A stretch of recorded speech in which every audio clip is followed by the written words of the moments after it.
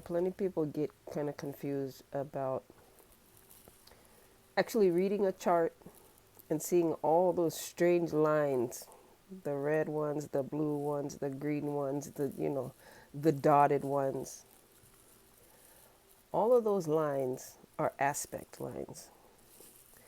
Aspects are, when two planets or even three planets are talking to each other. That's what I call it, communicating. And basically, what that means is, well, from my perspective, and so that people get what this all means, is how are those two energies getting along? Okay, so what really confuses people when they're looking at a chart, and this is why I tell everybody, you're lots more than just your sun and your moon and your Mercury and so on and so forth. When I say you are the only one inside that chart, I mean exactly that. Because that's your chart. That is the chart that, could be created for the moment of your birth. This is why, I will repeat myself, you're the only one in the chart. So,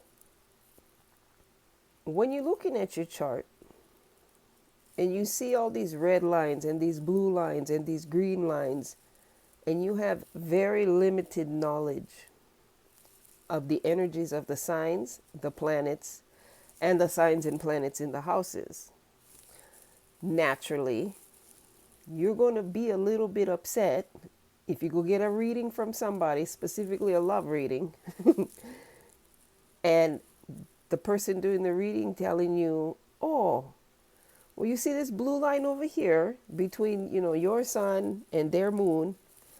That means you're going to get along. Okay. You might get along.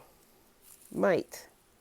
Because we all have that circumstance where we might get along with somebody or we might not. What you're looking at when you're looking at all those silly colored lines is not the ease of the people bearing those signs and planets. It is the response in each person's chart to one's own chart and planets, rather than you go slap two planets together, and two planets together, two charts, and you see, how those signs get along, which is misleading as hell. The blue, red, and green lines in the chart are the aspects. That is the energy created between two planets in somebody's chart. Now, you just heard me say you go slap two charts together and you're going to see how those two planets in each chart getting along with each other's planets. That is not a guarantee at all, by any means, that there's going to be ease of outcome due to the energies. I'll repeat that. The lines in the chart that you see in the wheel, the blue ones, the red ones, the green ones, the chopped up ones, denote challenge, ease, really easy, could be easy, going to get along just because this, that, and the other. Every chart is different. So you go put two charts together and you do what's called a synastry chart. And the person looking at the chart tells you, oh, you see your moon over here and their moon over there. You see this blue line. This means the two of you going to get along. No, it doesn't. What that means is that in those charts, there is an ease of energy between those two planets. Okay, especially if they're in the same element. Meaning that if something is supposed to go shitty, and there is an ease of energy between those two planets that's going to make it happen, and we as human beings get our little feelings hurt, the shitty energy going to happen. Because why? There's an ease of energy between those two planets for it to happen. It is never only Oh, look at the ease of energy between your sun and their moon. Oh, go and get along. Okay, you might get along. But then you got to also look at all the other aspects there. For instance, how would anybody regard somebody else's communicative efforts towards them? Depends on each moon, each Mercury, and hell yeah, the sun and rising. Why? Well, because the sun is the core of who you are, and the rising is how you express the sun and the moon and everything else. So, let's say, get two people with these ease of energy planets, and it just happens to be an ease of energy towards wanting to kick somebody else's okole. Well, because of the ease of the energy between the planets, what you think going to happen? Well, when you throw Mercury in there, and you get Mars, and you get this bugger like talk shit all the time, up against somebody else with the same kind placements, you get this ease of energy between it. How do you think it's going to turn out? You see, all of those lines and those planets and those signs and those houses in anybody's chart is particular to the person whose chart that is. So, like in my chart, there's an ease of energy between the sun and the moon. Okay, great. In my kids' father's chart, there was an ease of energy between my son and his son. The ease of energy between the Pisces sun and the Taurus sun, well, that's what everybody on this damn internet thinks about. Oh, these two signs, everybody think they get along because one is water and one is earth. Okay, great. What the hell does the rest of the chart look like? Where are the planets positioned in each chart? And are those planets in each chart in opposing houses in each of those charts? For instance, referring to those two charts again, and thank God brother is dead. Yeah, I said it, deal with it.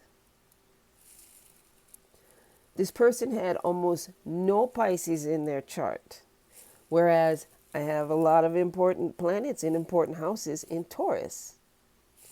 And well, when my Taurus 10th house is beaming like a son of a bitch, and that person's Taurus sun was in the 12th house, which is going to mute out the sun's rays no matter what.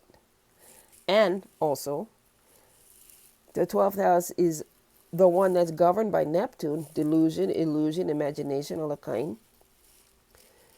Well, it makes perfect sense that there would be an ease of energy between my sun in the 8th house and this person's sun in the 12th house, which is only 4 houses away, where there would be a whole lot of hidden things, okay, especially coming from that person.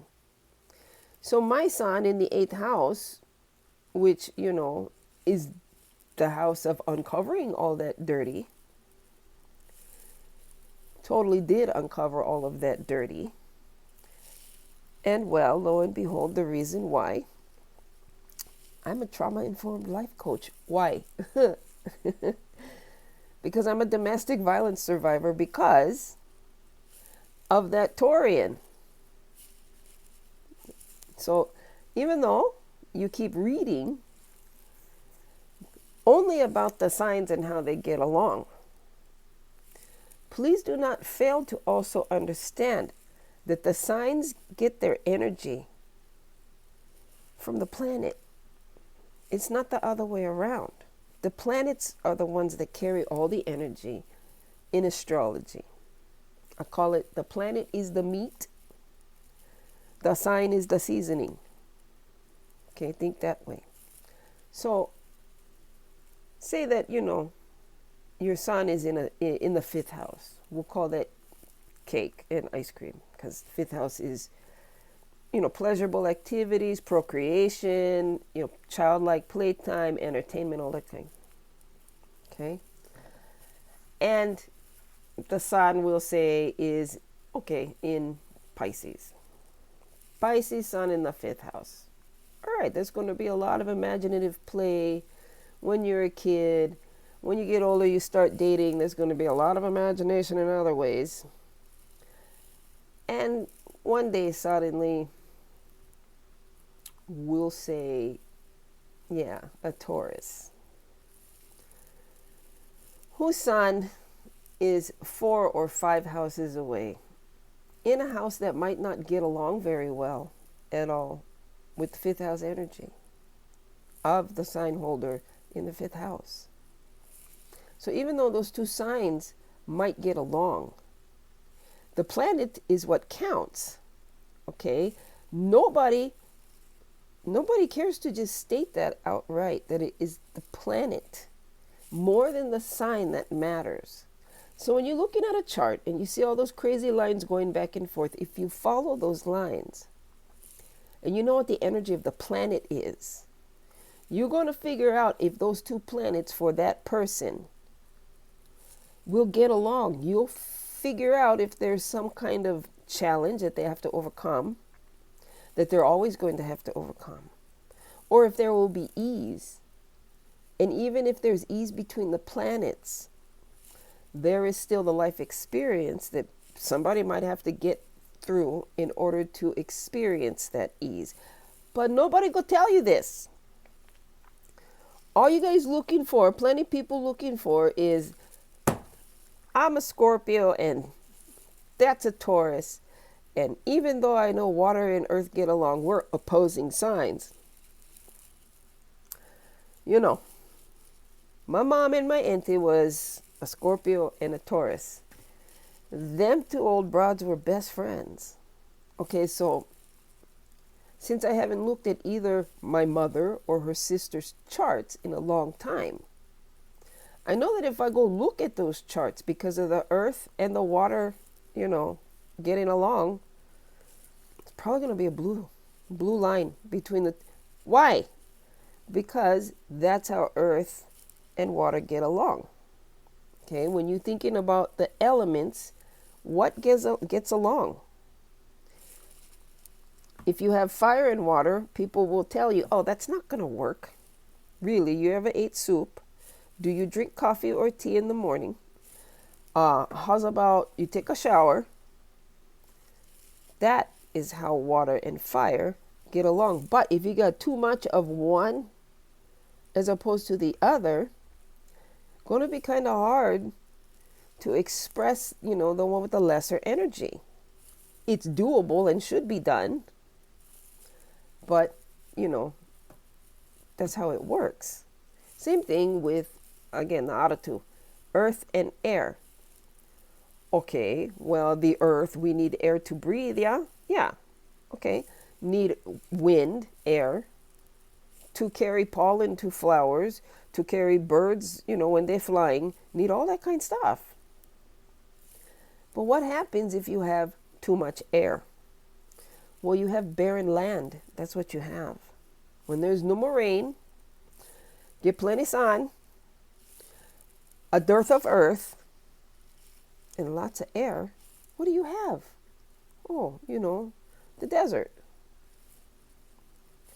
So again, when you're looking at a chart and you're seeing all those crazy lines crisscrossing, going through, pointing at planets, pay attention to that, because that's where all the energy is. And the moment that you can interpret how those two planets are communicating with each other is also the moment that you're going to be a little bit closer to knowing what you're looking at, as well as knowing what the hell somebody's trip is, basically. So there's my slice for today, you folks.